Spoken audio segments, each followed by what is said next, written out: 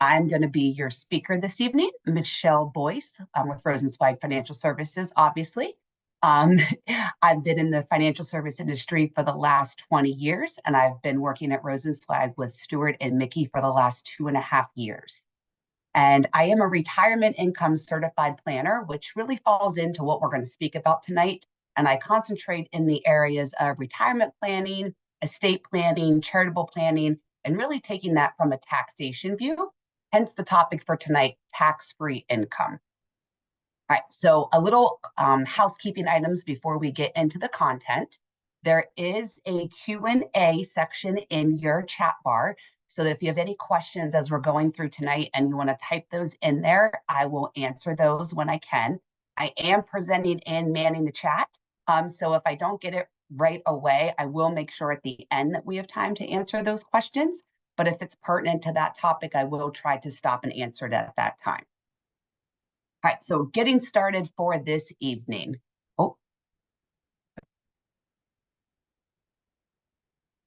So the biggest question that I find when I'm working with individuals and retirees, their main concern really is, am I going to have enough money to retire? Okay, it seems like a pretty simple question, but it really doesn't have a simple answer. And the reason it doesn't have the simple answer is because it depends. And that factor that really makes it a question is, what's the taxation of that money, right? If you keep all of the other life events equal and you've got two people go through the same exact retirement with the same amount of money, depending on how their money is placed and how it is taxed, really will have a big impact if they have enough money for retirement or not. So an example for that is, let's say we have person A here, right? That's the first neighbor on the street. And they've got $3 million going into retirement, and it's all saved in their IRA or their 401k, what we call those tax-deferred assets, okay? They withdraw $150,000 a year for income, which is a reasonable number, to take off $3 million. And let's say they're at that 25% tax bracket. And I know taxes are, an effective rate and a marginal, but we're just going to say a flat tax here for simple math. The point's still going to come across is that they're going to pay $37,500 in taxes for every $150,000 that gets withdrawn, which nets them $112,500. Right? So that's just simple math there. We've got 150 times 25%, and we net the 112,500. So that's person A. So then let's say we have person B, the neighbor right to the right of their house. They have the same $3 million saved going into retirement, right? But their $3 million is split. Half of that is in traditional IRAs, and half of that is in Roth IRAs. So now when they pull out their $150,000 of income, only half of it is taxed at that 25%, because the Roth IRA you can pull out tax-free. So person B is paying taxes of $18,750 versus $37,000, and now they're netting $131,250. So looking at all things equal, I would say 100% of the time, people are going to want to be person B, right? They're going to want more income because they have that tax-free. But maybe you're that person that says, you know what, that's okay, because I don't really need $131,000 of income. I'd be fine living off the 112. Okay? In theory, that could work, but there's things in there, economic factors like inflation, that's going to make that 112 have less and less buying power over time. So you're going to want to be able to take more money out of your account. And what if taxes go up? What if there's just a slight tax increase by 5%? So now when you're pulling out taxes, rather than paying 25%, you're paying 30%. Well, now that 150 goes down to 105. That's a much larger impact than on person B, where that 5% increase is only affecting their tax deferred. So their increase is still less than the 131, but they're at 127,500, over $20,000 more than person A. So you've probably all heard of the concept of asset allocation, right? That $3 million, if you're working with an investment advisor, they're going to have you between a portion between your equities and your fixed income. And within that equities, they're going to have you diversified between different asset classes, between large cap, small cap, different sectors, international, technology. And that's important to have a well-diversified portfolio. But personally, what I think is more important, especially as we are building wealth and then distributing it, is a concept that I call asset location. How do you own your assets from a taxation view? Because that's really more important, because that's going to dictate how you can take your income. So tonight's concepts are going to be really heavy around the tax side and how do we create tax-free income. Because the reality is your money is only taxed one of three ways. Okay? Taxable. These are things like your brokerage accounts, money markets, interest. So you have, let's just take a simple concept of right now you can earn 4.5%, 5% in a money market. Okay, so if you have $100,000 in there, it earns 5% that year in interest. Well, you've got a 5% gain, but at the end of that year, you get a 1099 because now you have to pay capital gains tax on that interest that you earn. So that's what we consider taxable. Then you have tax deferred. Those are your IRAs, your retirement plans, 401k, 403b, 457, anything that usually has numbers or letters attached to it tends to be some sort of government plan, and it goes into the tax deferred category. And then we have tax-free, which are things like a Roth IRA or 401k, 529 plans, or cash value inside of your life insurance.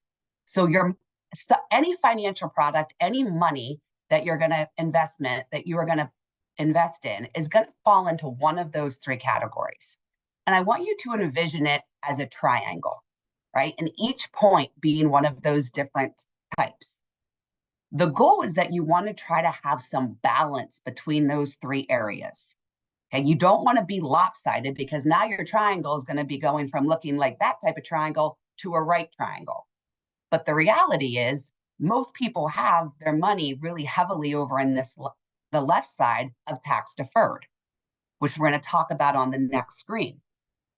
But if you're still in the accumulation phase, which means you're still putting money into your financial plan on a monthly basis, weekly or yearly, it's much easier to get on track and start finding balance.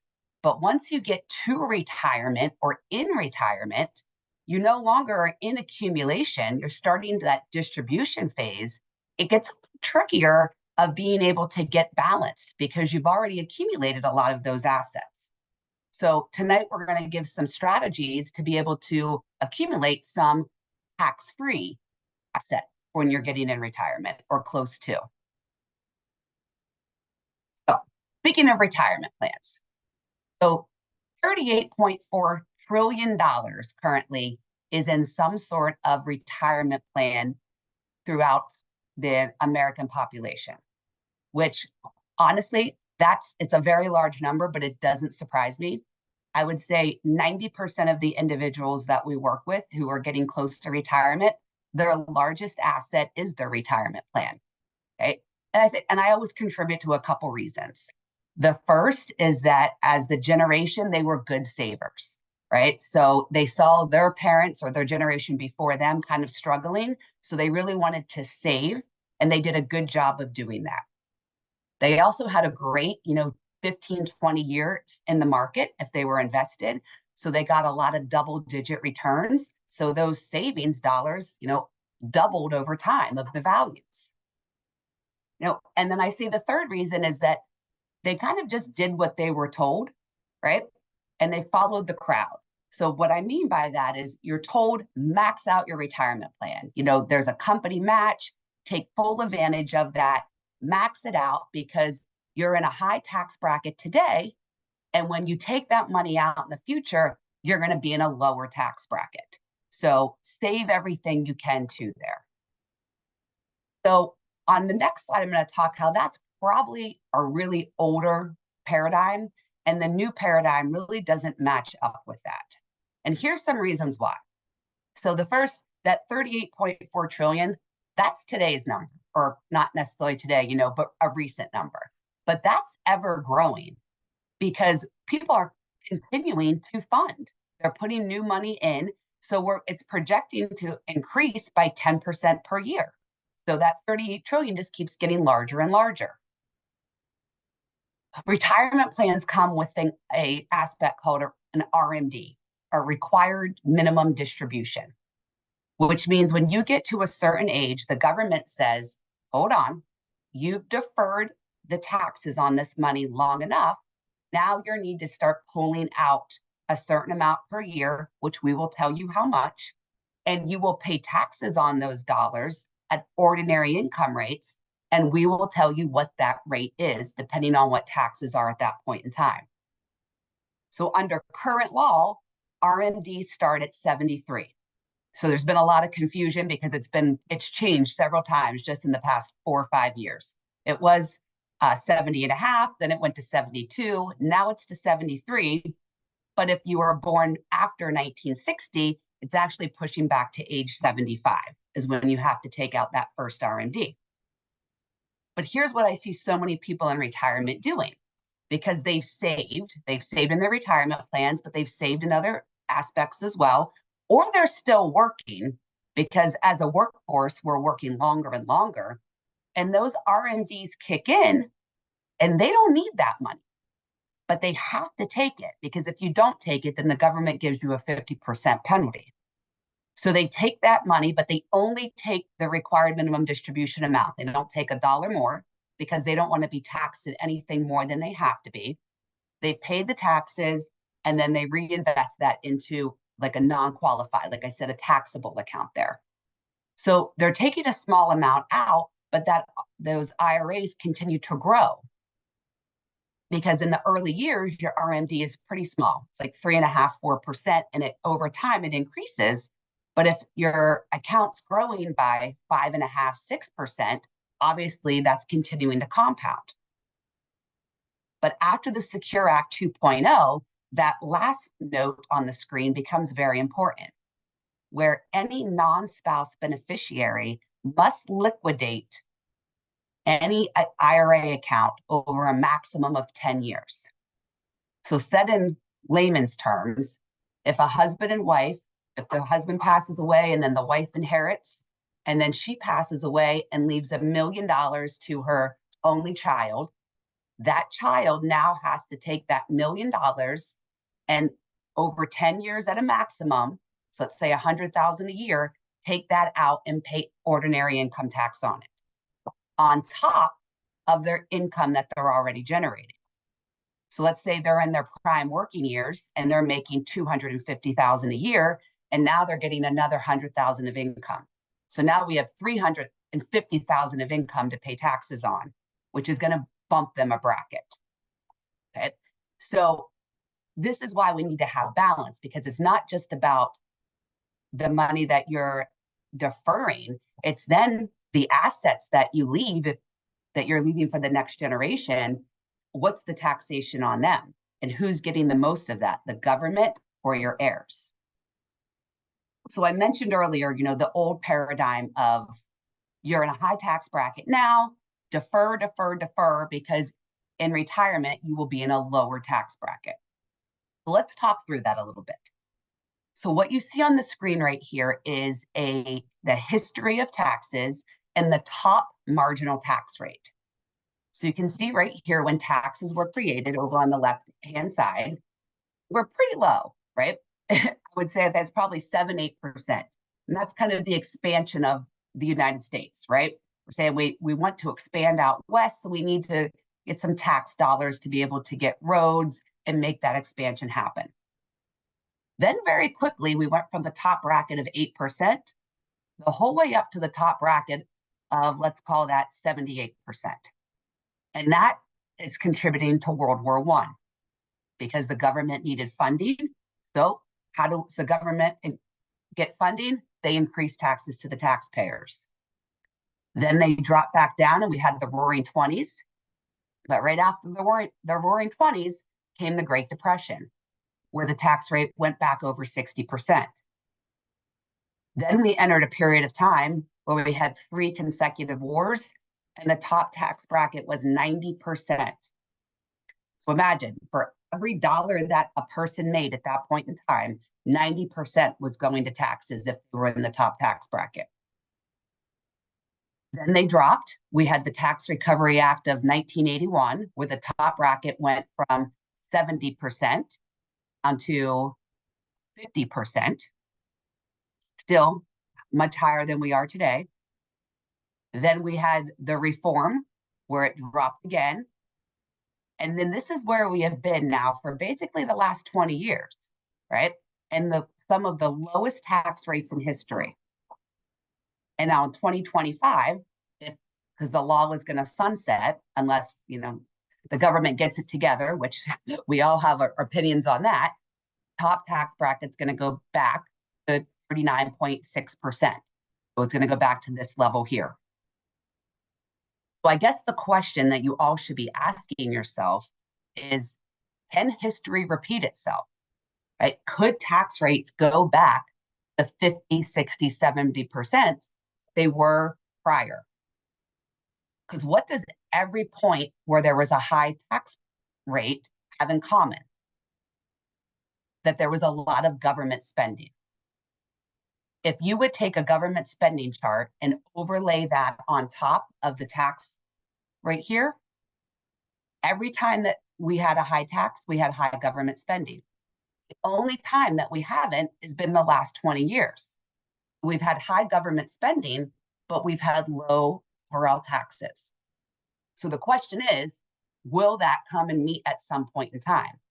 And if it does, it's likely going to impact your retirement, especially if you've got significant dollars in retirement plans. So a fun fact I always like to share is that this blue arrow here, I always ask if this is live, right? What does that blue arrow represent? Okay, that's 1978.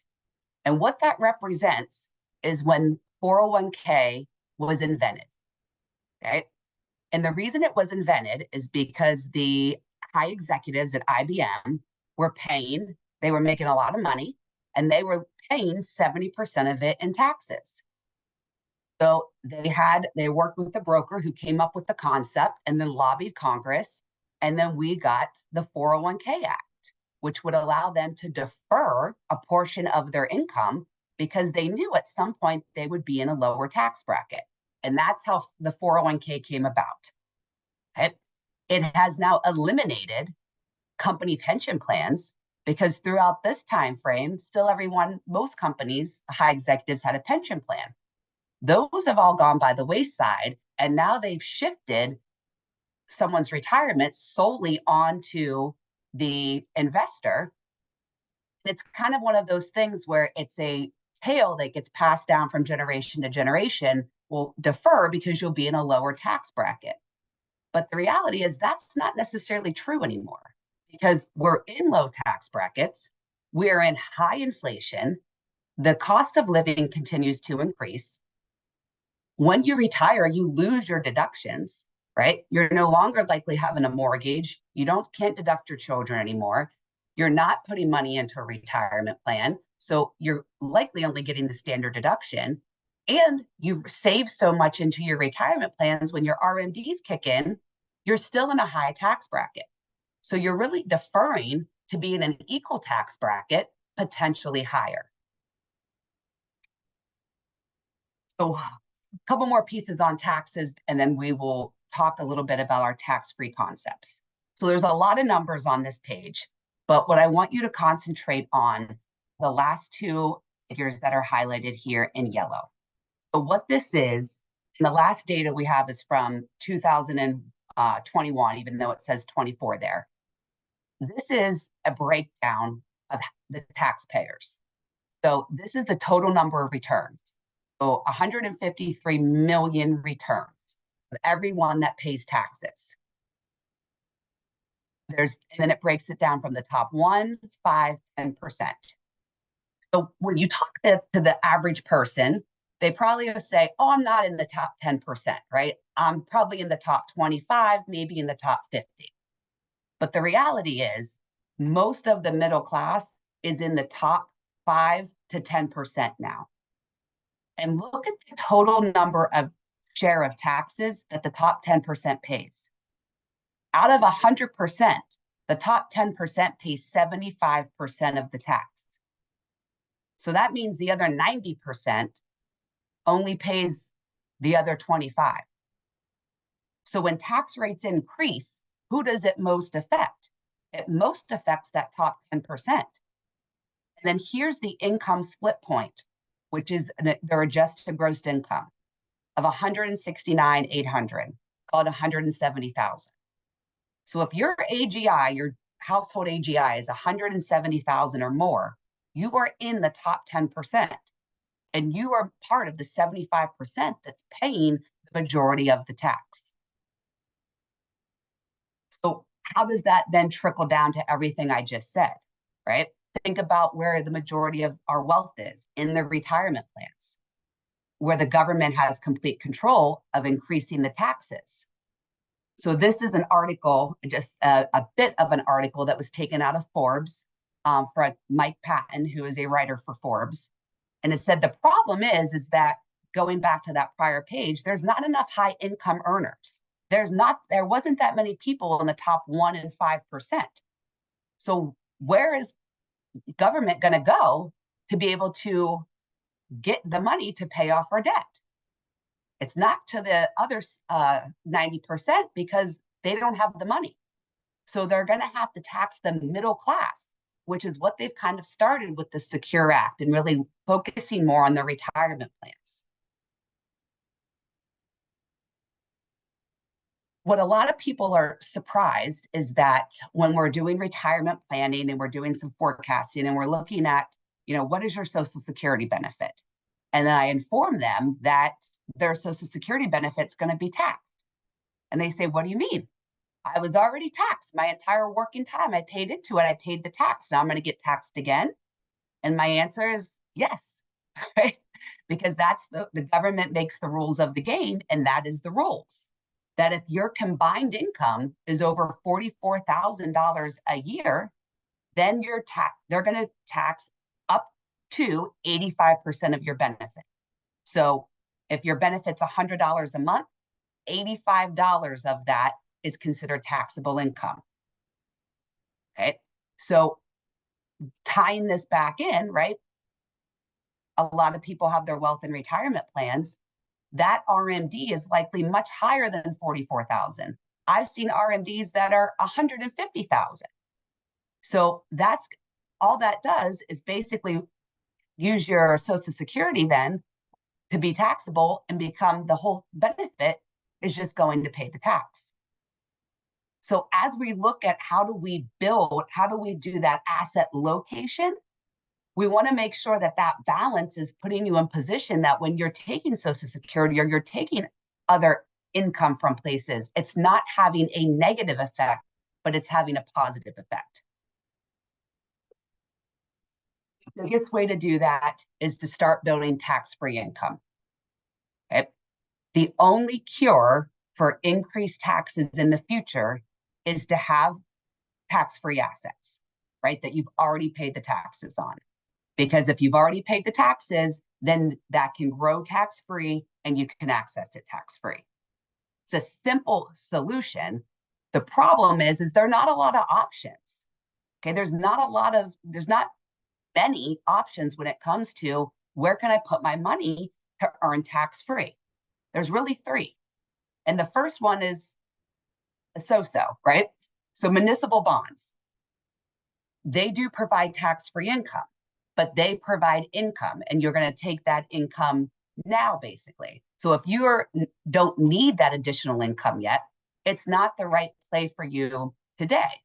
Second, it's also very interest rate sensitive because it's bonds, right? So when we're in a high interest rate environment, it doesn't perform as well, and vice versa. So that really then puts our focus on the last two areas, Roth IRAs and 401ks, and cash value accumulation life insurance. So I'm going to go through ways and explain in more details about the Roths and the cash value life insurance. So the two Roth options are Roth IRAs and Roth 401ks. So the way that they work, and the same for both, is that you pay tax on the dollars today on your earned income. You put the money into the Roth, and then all of that growth goes tax-free. And when you access it in the future, it is tax-free. So you pay taxes on it once, and then all of the earnings you can access over time tax-free. Now, the problem with the Roth IRA is that it has a lot of limits around it because it's still a government-controlled vehicle. The first limit is you can only put $7,000 a year currently if you're under 50. If you're over 50, you can put an extra $1,000 for the catch-up. But still, we're not talking about significant amount that you can put in there on a yearly basis. The second part is an elimination limit, where I like to call it a success penalty. The government says if you make more than $161,000 a year as a single person, I'm sorry, you're too successful. You cannot contribute to a Roth IRA. And as a couple, filing married jointly, if you make more than $240,000 a year, you cannot contribute to a Roth. So that eliminates a lot of individuals just based off their income. And even if you are under those limits, $7,000 a year isn't a lot to generate, $1 million or so of tax-free wealth in the future. Then we have a Roth 401k, which is becoming more popular. I would say 5-6 years ago, I didn't run into a lot of individuals that had Roth as an option with their retirement plan. Today, almost everyone does because they're making the plans much more user-friendly. So now we've eliminated 2 of those limits. The first is that there's still a contribution limit, but it's $23,000 a year versus $7,000, which is obviously much larger. And then the biggest advantage is there's no income limits. So you could be making, significant wealth in a salary and still contribute to the 401k on the Roth portion. But because it is a retirement plan, it still has the limitation of you cannot access those funds till 59 and a half without that 10% penalty. And then the third way to build Roth is to convert, right? If you don't have option, if your income's too high for option 1, or your employer doesn't offer a Roth 401k, or maybe you're self-employed, then your option really falls into that third category is how do I convert my traditional IRA to a Roth? So I'm going to cover 3 different ways that can be done. One is a backdoor Roth, which you probably have heard that concept, but not exactly sure what it meant.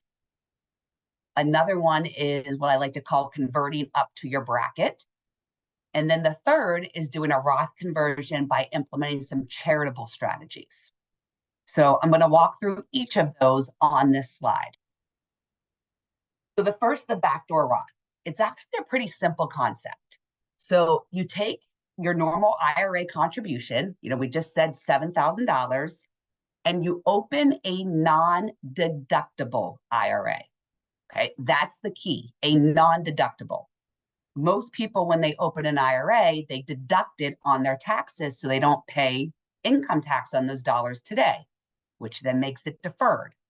So on this, you would still pay the income tax in that year because you are not deducting it. So you open up a non-deductible IRA. Once that's open, all you do then is complete paperwork to change it from a traditional non-deductible IRA to a Roth. It's just internally they recategorize it. Nothing. I typically say don't invest it until you have categorized it as the Roth. And now, just from paperwork, you've converted that $7,000 from a non-deductible IRA to a Roth. And then all of those future earnings are tax-free. So that's one way for individuals to be able to start adding to a Roth if they've got their income limits. Now, obviously, it's still only $7,000. So you have to continue doing that over time. So you really should be doing that, in your accumulation phase when you're in your 30s and 40s. If you are waiting till your 60s to do this, you don't have enough time to really accumulate a lot of wealth. Option two, where you can convert larger amounts, is converting up to your bracket.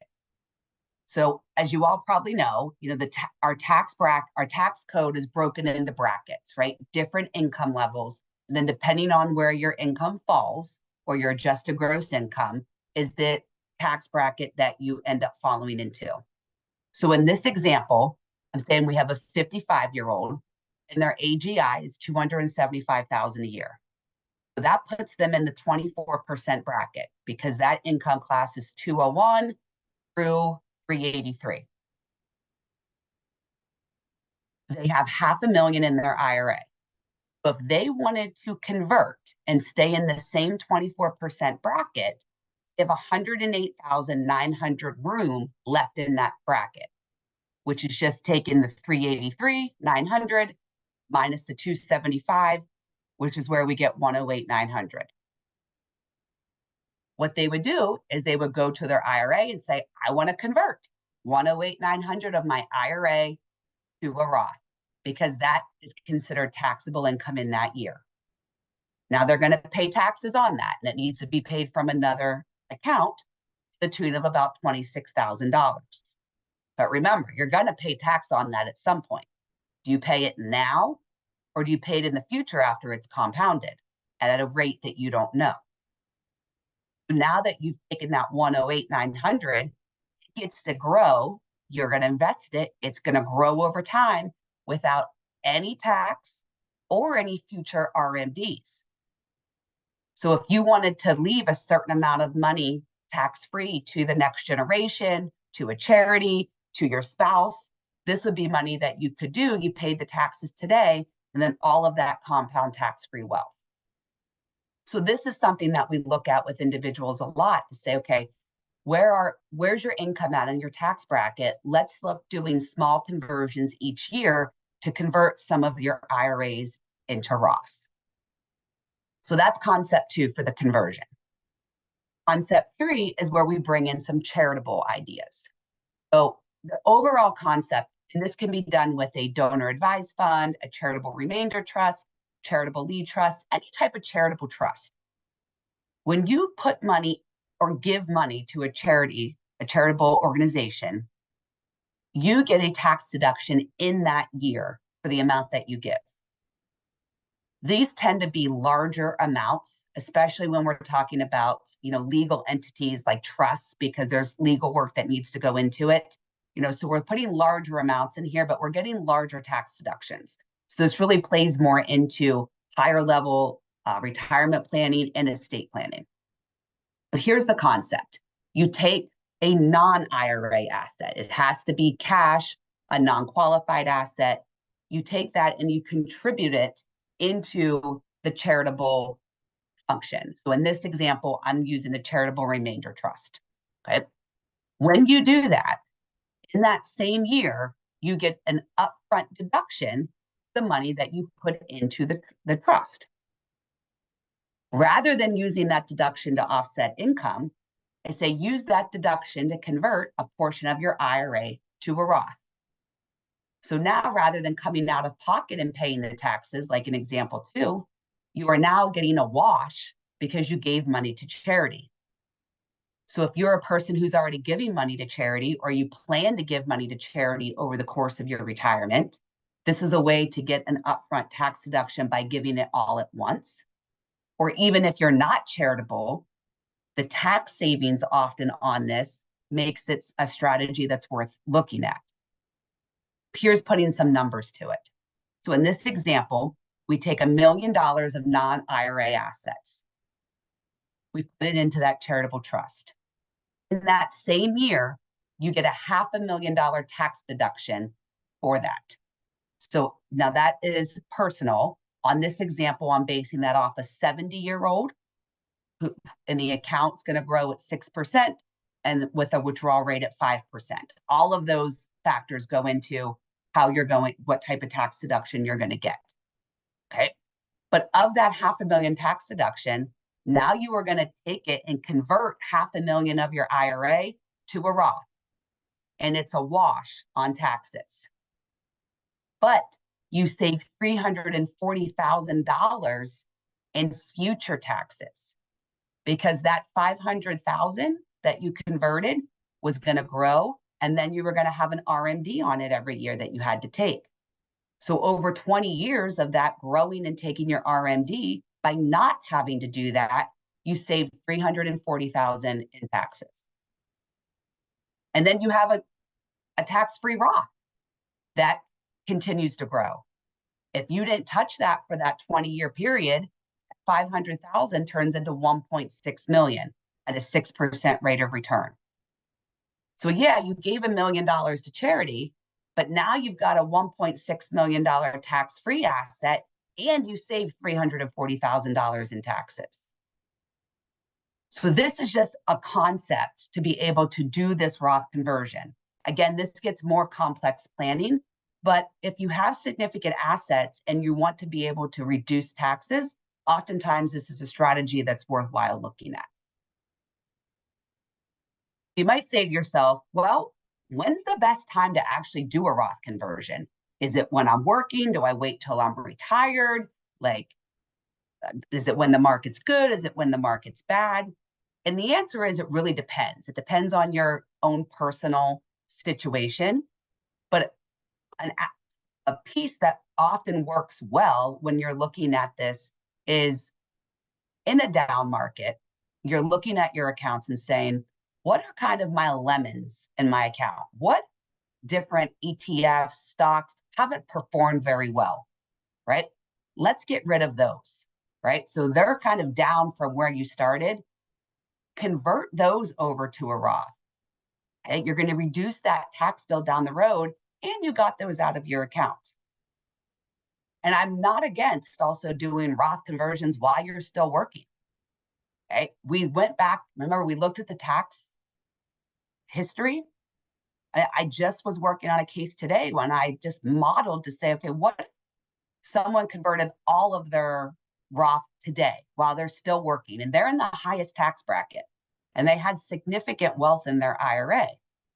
If they did all of that over time, they saved $1.5 million in taxes. Yes, they're going to pay a lot of taxes up front, okay? But they pay those taxes while they still have an income versus paying those taxes, a larger amount of taxes over time. So these are all things when we're doing retirement planning, that's the lens that we're looking through. How can we minimize your taxes? Because the more we can minimize the taxes, the more money you're going to have for retirement. And then if your goal is to have assets for the next generation, it's going to leave more for them in a more tax efficient manner. So that's Roth. That's how to do Roth conversions. So the third type of tax-free income that we addressed was cash value life insurance. When individuals think about life insurance, they think about someone dying and a death benefit. I want you to take that thought process out and think of cash accumulation life insurance on a different view. When we're designing a policy for income, we're not designing it for death benefit. We're actually looking at the minimum amount of death benefit for the premium we're putting in. Okay, there's a thing called a MEP, which is what we don't want to have happen, because that's when the policy would become taxable. So rather than a traditional design where if a dollar goes in, a larger percent goes to the death benefit, and a smaller percent goes to the cash value, we flip it in this design. So the smallest amount goes to the death benefit and the largest amount goes to the cash value. The reason for that is that the cash value inside these policies grows tax deferred, but can be distributed tax-free.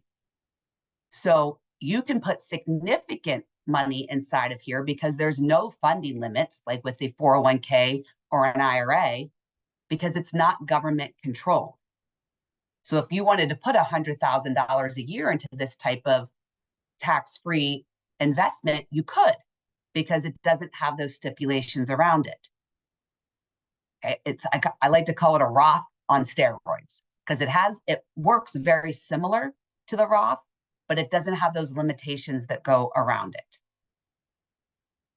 The last point there is that it can also help offset a major problem, which is called sequence of returns risk in retirement.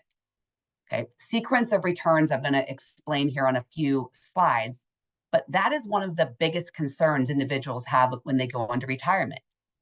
What will be the returns of my investments? Will I get positive or negative returns? And what impact will that have? Well, the cash value inside the life insurance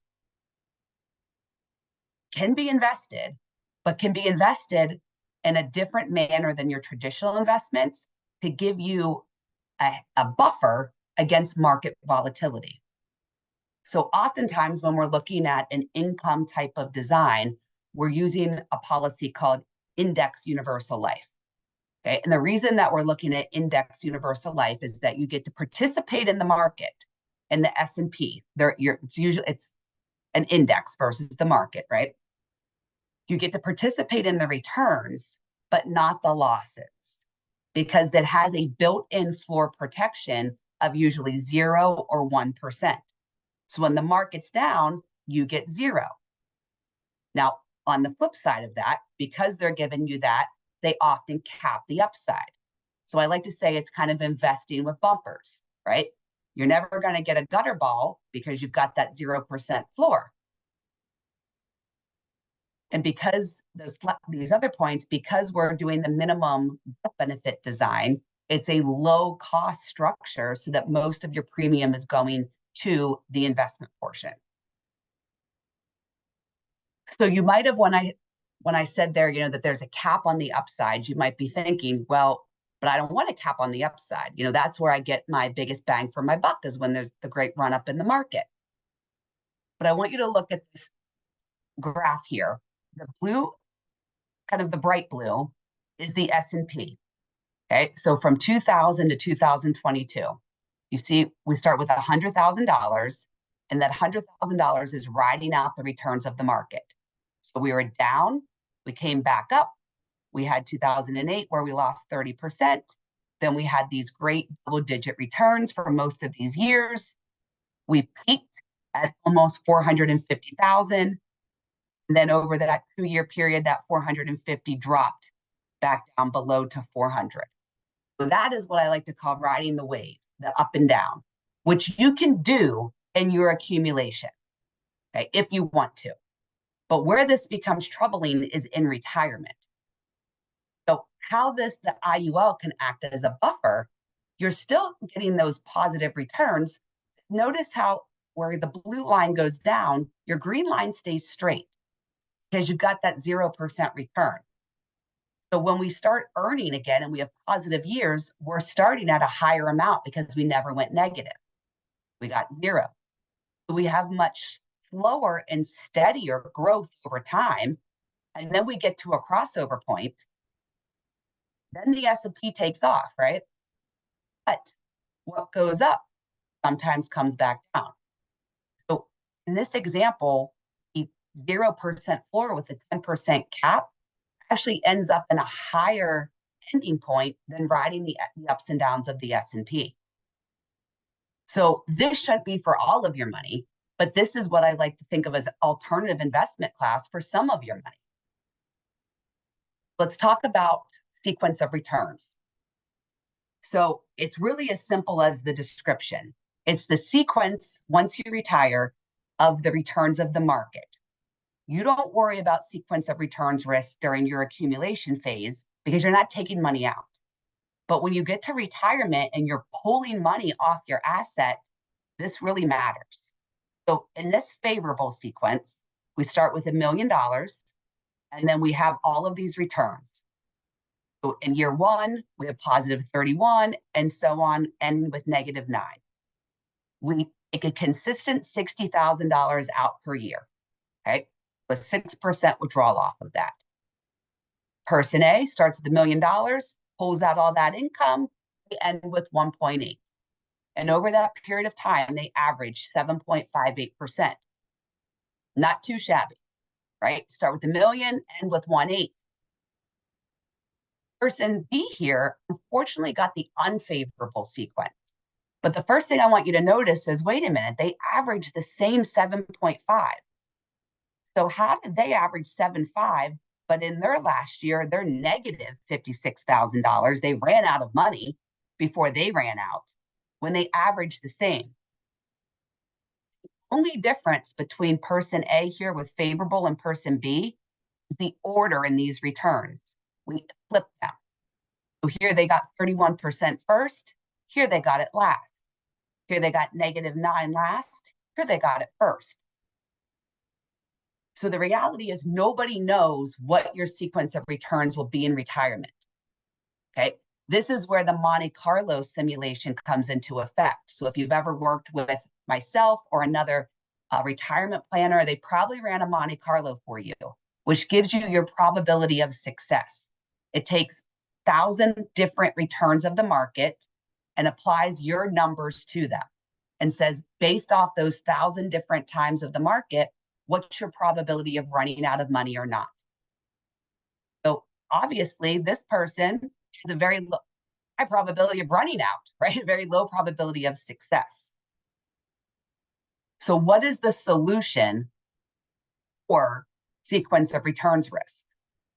And the answer is an alternative investment, something that's not correlated to the market.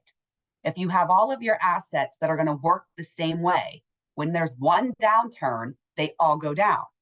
You want to think it as like a seesaw, just like the theory of equities and fixed income.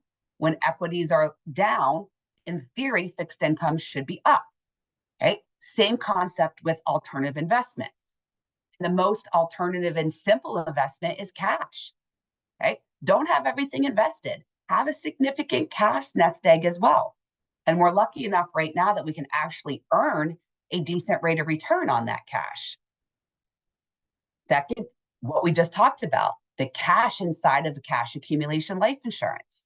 Okay, it's not going to be tied to the market the same way. I showed you in the IUL example, we have the returns of the market, but not the negative. If we used whole life, we're not in the market at all. Another example with home equity. You know, if your home is paid off and you've got significant home equity, you could use that as your alternative investment, because it's not always a direct correlation that the market's down, but the housing market's down. So why do you need this? Why do you need these alternative investments, though?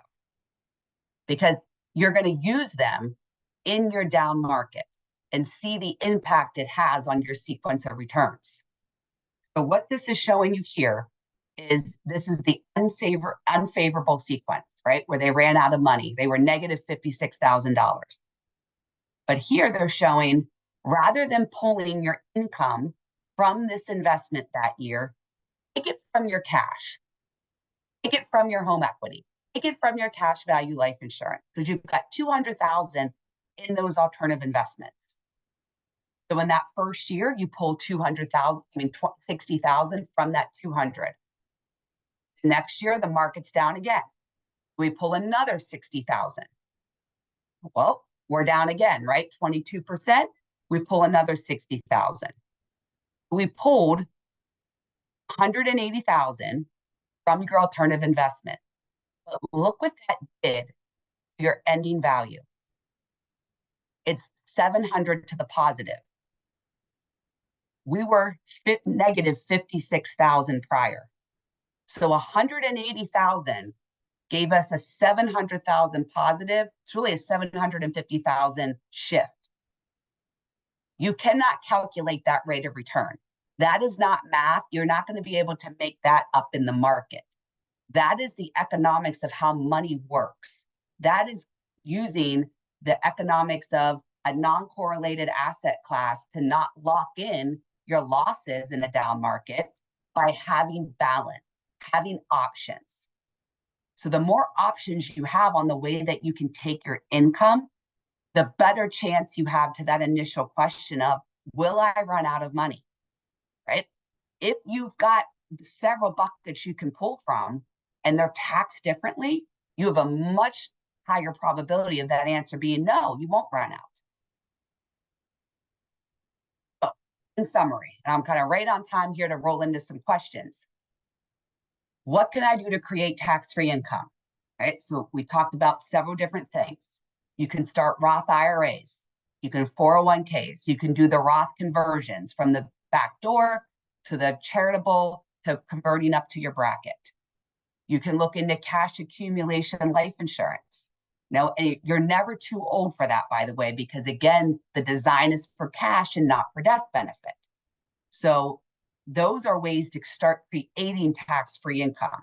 Now, like any investment, it needs time to grow. So the sooner you do that, the better. Question 2, how can you protect against significant market volatility, right? The reality is you're going to be retired for 20, 30 years. Statistically, you will go in a down market, likely 2 to 3 times in that period, right? It's just every cycle of the market that has happened. So it's asking yourself, how am I positioned to offset if that happens? If you've got significant wealth that you don't need to worry about it, that even when you pull from the market in a down market, you're still going to be fine, that's great. But if you do not, if you can't answer that question the same way, you really should be looking at how can I reorganize my assets to be able to have better tax location so that I can offset any of those market downsides. So that's everything I had for you guys tonight. We are at 7:52, so we're kind of right on time here. At this point, I'd like to open it up to any questions that anyone has. I'll kind of read through the chat in the Q&A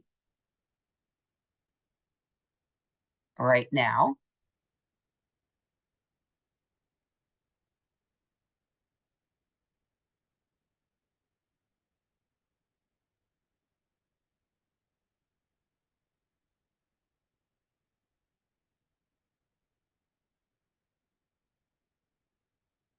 Okay, well, it doesn't look like we have any questions.